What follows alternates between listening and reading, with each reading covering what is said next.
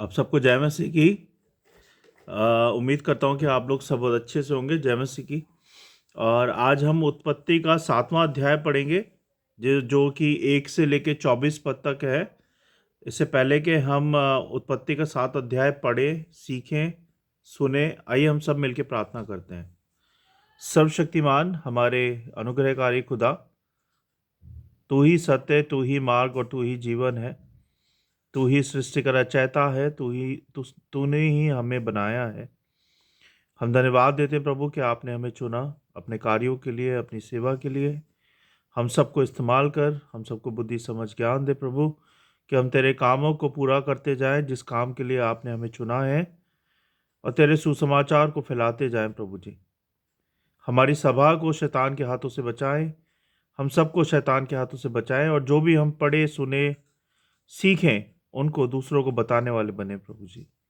हम सब की सहायता करें और मेरे मुंह के शब्द आपको ग्रहण योग्य हो, प्रभु यीशु मसीह के नाम से, आमीन। तो आज हम जैसे कि बात कर रहे हैं उत्पत्ति 7 अध्याय 1 से लेकर 24 पद तक। मैं एक सवाल पूछना चाहता हूं आप लोगों से कि अभी तक जो भी मैंने सिखाया है,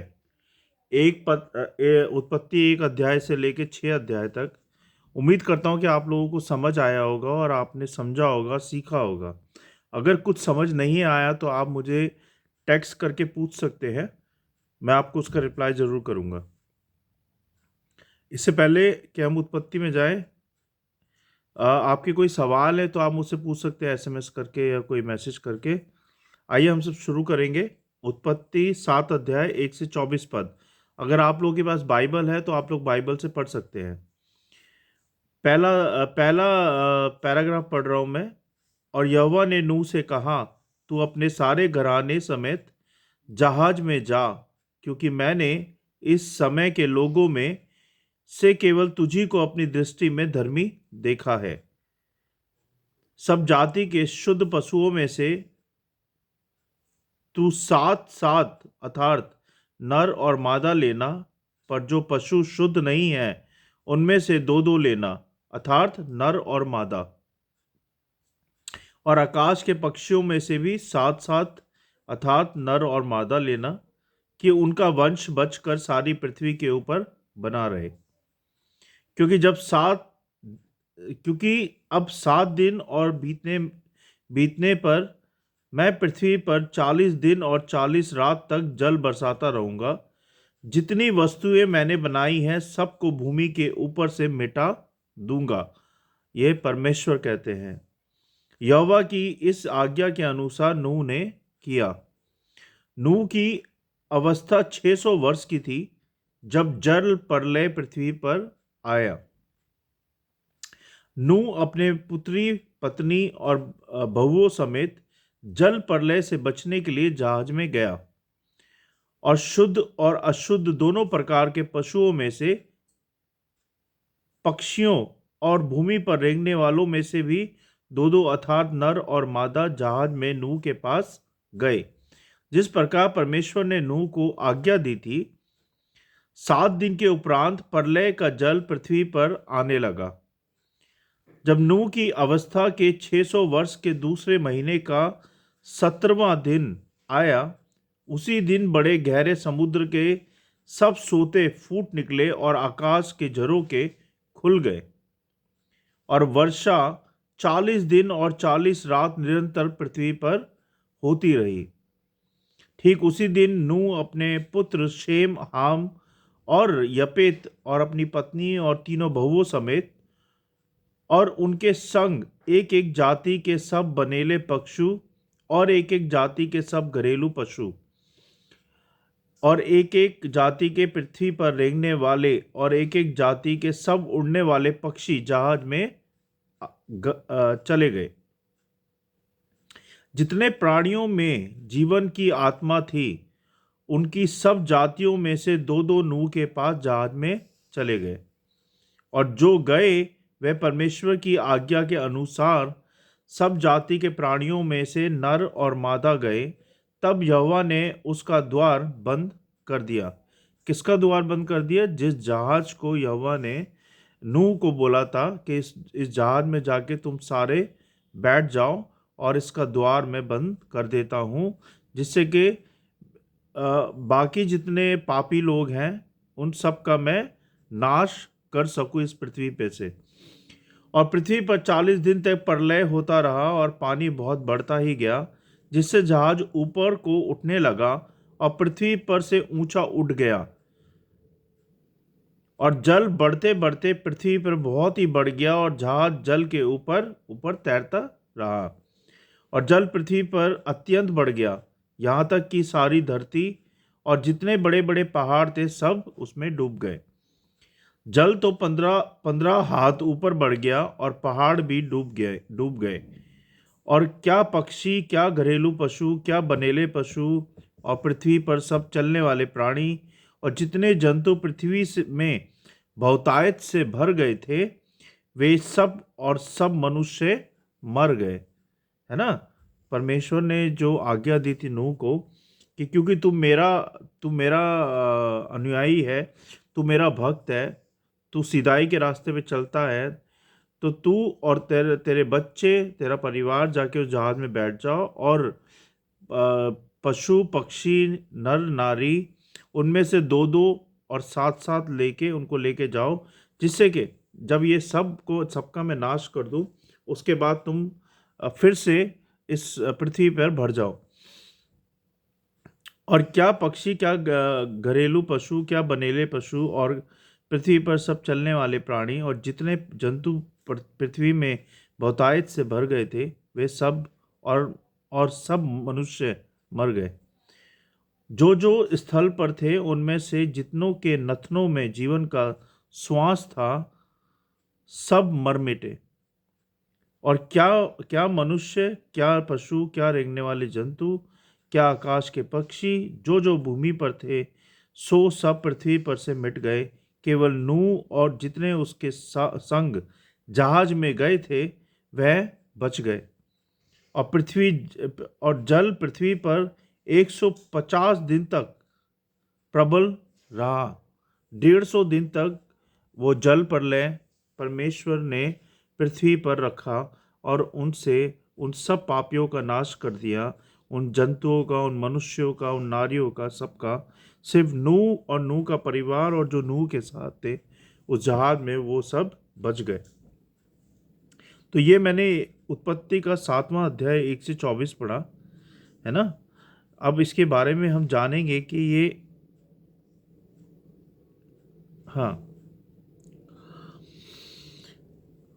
संसार में महा जल प्रलय और नूह के जहाज में उनके परिवार और जीव जंतु की सुरक्षा की कहानी को ये कहानी प्रस्तुत करती है, जो 7वां अध्याय था।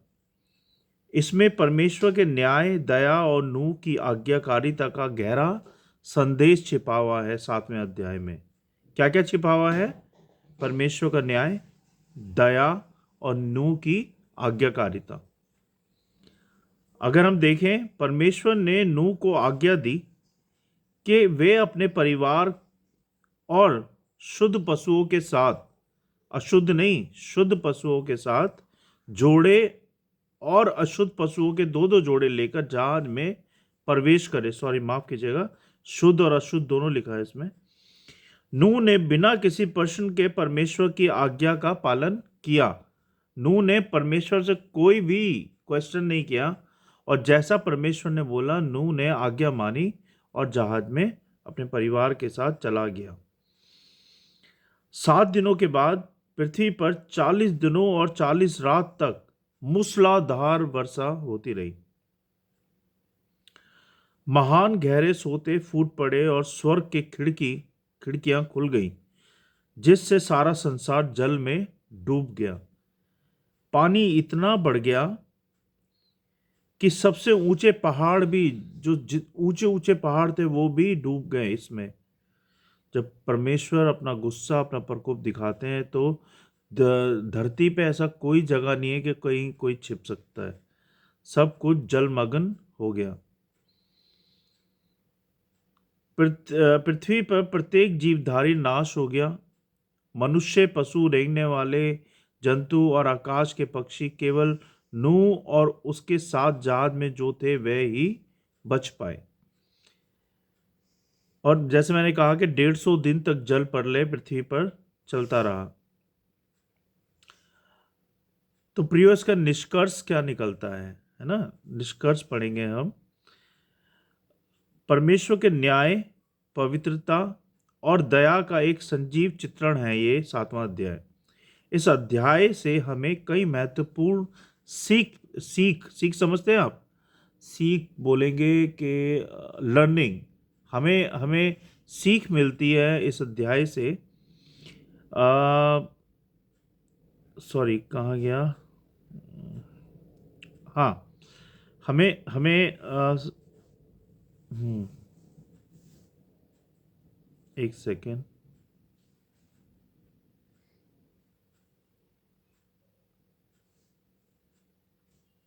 हाँ, इस अध्याय से हमें सीख मिलती है। सबसे पहला, मैं वन बाय वन बोलूंगा। पाप का परिणाम और परमेश्वर का न्याय, ये पहली सीख है। इसमें जब पाप और बुराई चरम सीमा पर पहुंच गई, तब परमेश्वर ने पृथ्वी को शुद्ध करने के लिए जल प्रलय भेजा। यह दर्शाता है कि परमेश्वर पाप को अनदेखा नहीं करते हैं। पाप से परमेश्वर घृणा करते हैं। जल प्रलय पाप के गंभीर परिणामों का प्रतीक है। परमेश्वर धर्मी और न्यायी, और उनके निर्णय कभी अनुचित नहीं होते।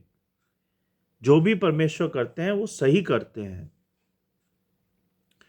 दूसरी बात हमने क्या सीखी? नूह की आज्ञाकारिता और विश्वास। नूह ने परमेश्वर पर विश्वास किया और उनकी हर एक आज्ञा को माना।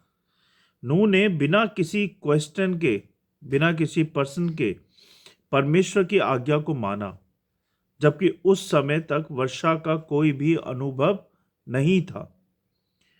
उनकी आज्ञाकारिता और विश्वास ने उनके और उनके परिवार के उद्धार का मार्ग क्या किया? निकाला परमेश्वर के द्वारा। नूह का चरित्र हमें सिखाता है कि परमेश्वर की आज्ञाओं का पालन करना, चाहे वह हमारी समझ में ना आए या नहीं आए, लेकिन हमें हमेशा सुरक्षा, आशीर्वाद देता है ना? तीसरा हमने क्या समझा?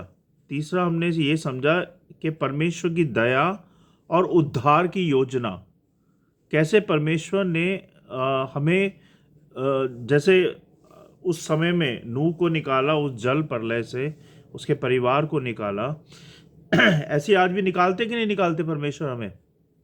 जब हम उनकी आज्ञाकारिता में चलते हैं, उनके वचनों को मानते हैं, हम पाप नहीं करते हैं, पाप से दूर रहते हैं, बुराइयों से दूर रहते हैं, है ना? जैसा चाल चलन हमारा चर्च के अंदर है, ऐसी चाल चलन हमारा बाहर भी रहता है, हमारा व्यवहार अच्छा होता है सबके साथ, तब परमेश्वर हमें वो सब आशीष देते हैं जिसके लिए हम काबिल हैं, है ना?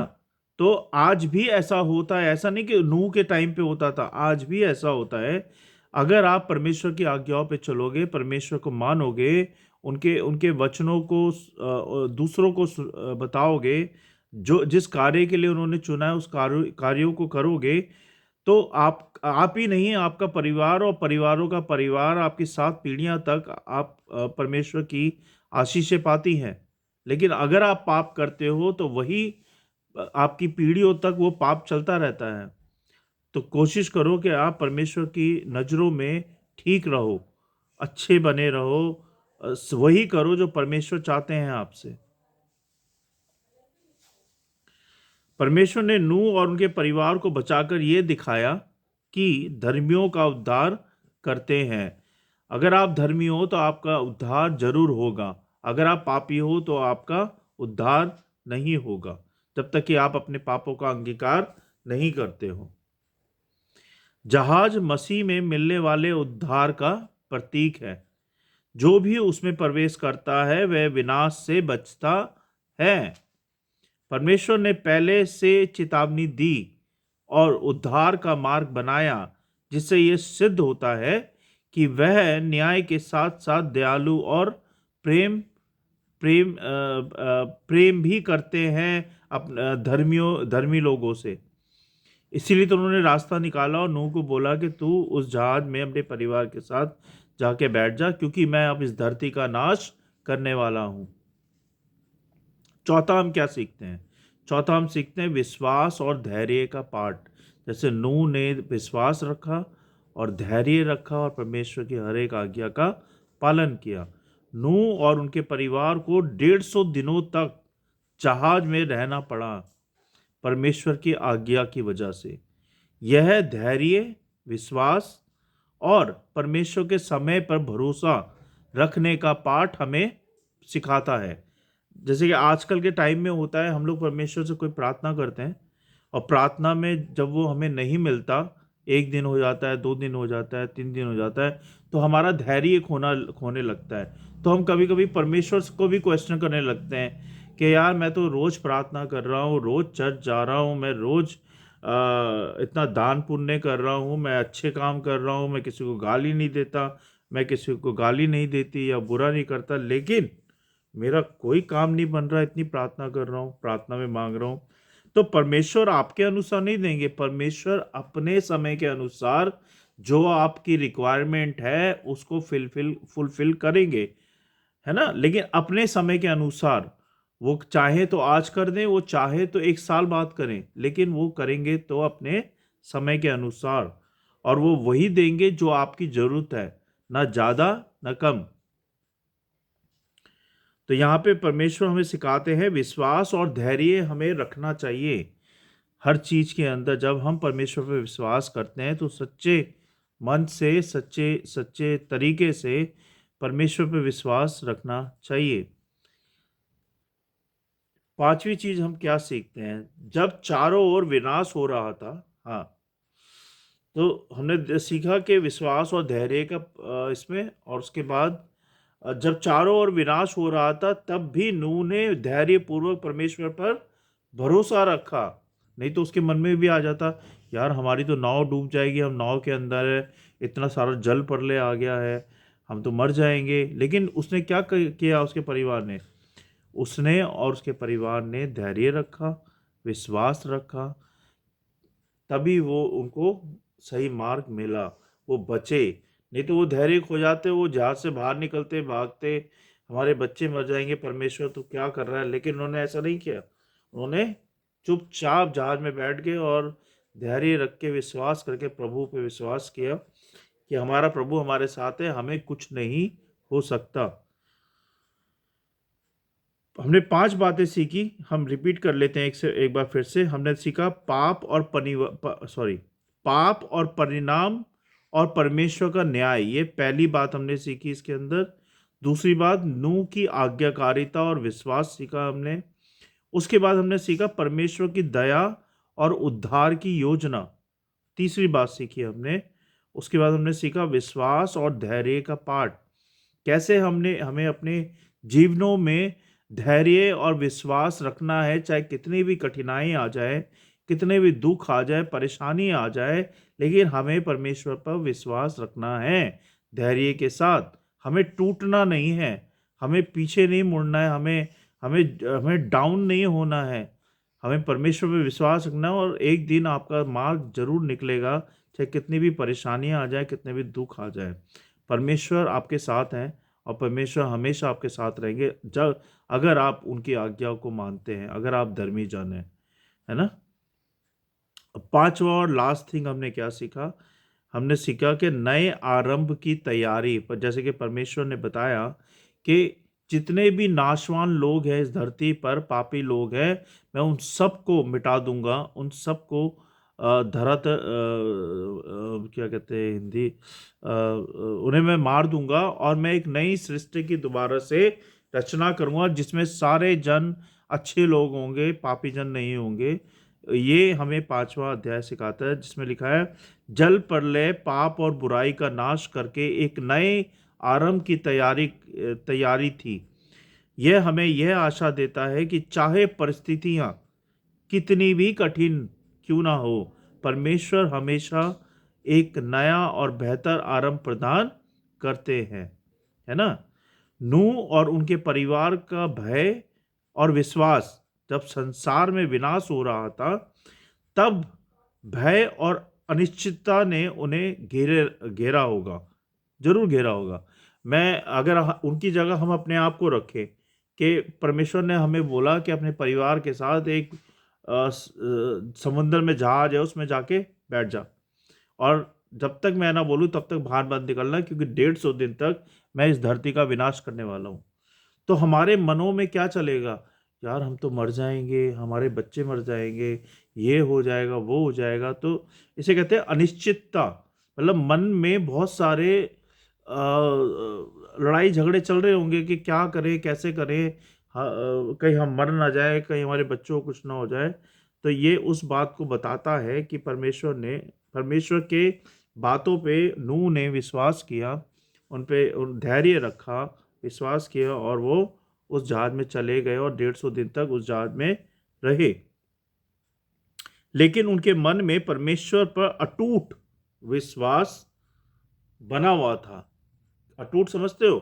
अटूट को कहते हैं बहुताई, यानी कि बहुत सारा। एक होता है विश्वास, एक होता है अटूट, मतलब कि सच्चाई से भरा हुआ, बिल्कुल अटूट विश्वास था उनको। कभी हम कहते हैं ना यार इस पे विश्वास है, कभी हम कहते हैं कि यार इस पे अटूट विश्वास है, मतलब कि विश्वास से भी विश्वास ज्यादा होता है ना वो। तो वो परमेश्वर पे था उसको, नूह को। दुख और संवेदना, संसार के समस्त प्राणियों के, समस्त माने सारे, संसार के सारे प्राणियों के नाश का दृश्य अत्यंत क्या कहते हैं उसे, हृदय विदारक था। यह पाप के विनाशकारी परिणामों की कठोर सच्चाई को दर्शाता है। आशा और उद्धार जहाज में सुरक्षित नूह और उसके परिवार के लिए एक नई शुरुआत की आशा थी। उन्हें विश्वास था कि परमेश्वर उनके लिए एक नया भविष्य बना रहे हैं। धैर्य और प्रतीक्षा, इसमें देखो, धैर्य भी रखा, विश्वास भी रखा, और प्रतीक्षा भी की 150 दिनों तक, है ना। तो कितनी अच्छी चीज बता रहे हैं इसमें कि हमेशा कोई भी तुम्हें दुख आ जाए, जीवन में परेशानी आ जाए, डरो मत, परमेश्वर पर विश्वास रखो, प्रार्थना करो, बाइबल पढ़ो। और जब तुम अटूट विश्वास परमेश्वर पे करते हो तो परमेश्वर कोई ना कोई आपके लिए रास्ता निकालते हैं, शांति देते हैं, है ना। धैर्य, विश्वास और प्रतीक्षा, यानी कि सही समय का इंतजार करो, परमेश्वर जरूर तुम्हारे लिए अच्छे द्वार खोलेंगे। तो 150 दिनों तक जहाज में प्रतीक्षा करना और धैर्य और परमेश्वर के समय पर विश्वास बनाए रखने का गहन अनुभव था, है ना। गहन का मैं समझ नहीं पा रहा हूँ, गहन माने ज्यादा होगा शायद, बनाए रखने का गहन अनुभव था। उम्मीद करता हूँ कि मैंने आप लोगों को ठीक से समझाया है उत्पत्ति के 7 अध्याय को, और विश्वास करता हूँ कि आप सबने आज अच्छे से सीखा होगा जो मैंने बताया आपको। हमेशा कितनी भी परेशानियां आ जाए आपके जीवन में, कितने भी दुख आ जाएं, परमेश्वर से मांगो, प्रार्थना करो, है ना। आपके परिवार की, आपके बच्चों की, आपके कामकाजों की रक्षा करेंगे, आशीष बरकत देंगे आपके घरों में। लेकिन आपको उसके लिए क्या करना है? विश्वास रखना है, धैर्य रखना है, प्रतीक्षा करनी है सही समय की, है ना। और उनकी आज्ञाकारिता में चलना है, उनकी आज्ञाओं को मानना है।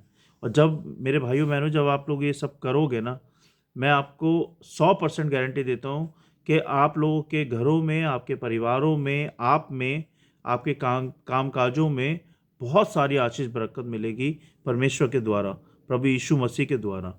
उम्मीद करता हूँ कि आज का वचन आप सबको समझ आया होगा। अगर कोई मुझसे गलती हो गई हो इन वचनों को पढ़ते समय, सिखाते समय, तो मुझे माफ़ कीजिएगा।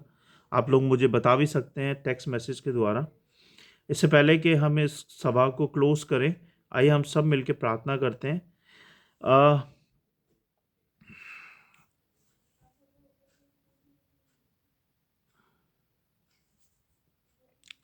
सर्वशक्तिमान में हमारे अनुग्रहकारी पिता, हम धन्यवाद देते हैं प्रभु कि आपने आज उत्पत्ति का 7वां अध्याय हमें सिखाया, सुनाया, समझाया कि हम कैसे कठिन जीवन में, मुसीबत के समय में, परेशानियों में कैसे धीरज रखें, कैसे हम प्रतीक्षा करें सही समय की, कैसे हम आप पे विश्वास रखें। क्योंकि जब जब हम आप पे आपकी आज्ञाओं को मानते हैं, विश्वास करते हैं, प्रतीक्षा सही समय का करते हैं प्रभु, धैर्य रखते हैं, तो हमें वो सब मिलता है आपके द्वारा जो जो आप हमें देना चाहते हैं।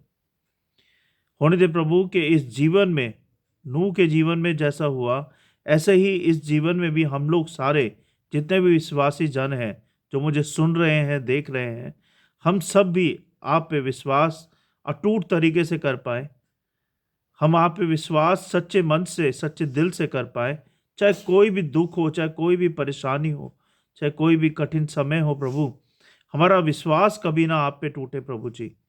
शैतान को हमें हमसे करोड़ों गुना दूर करें परमेश्वर, जिससे कि वो हमारे विश्वास पे हावी ना हो पाए।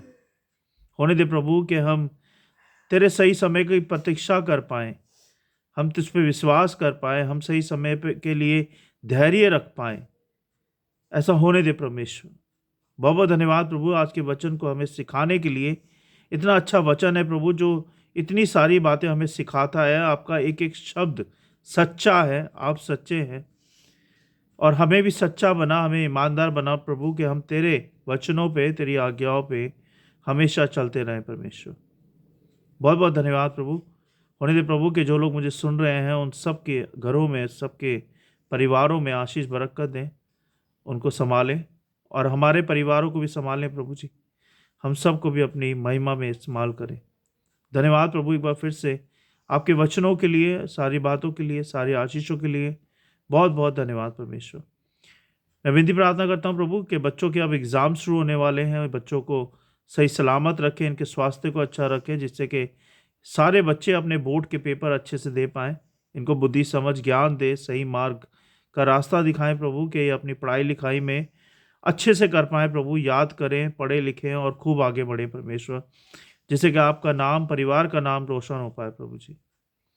धन्यवाद प्रभु एक बार फिर से सारी बातों के लिए, सारी आशीषों के लिए, अभी तक हमारे परिवारों को, के बच्चों को, हमको, सबको संभालने के लिए।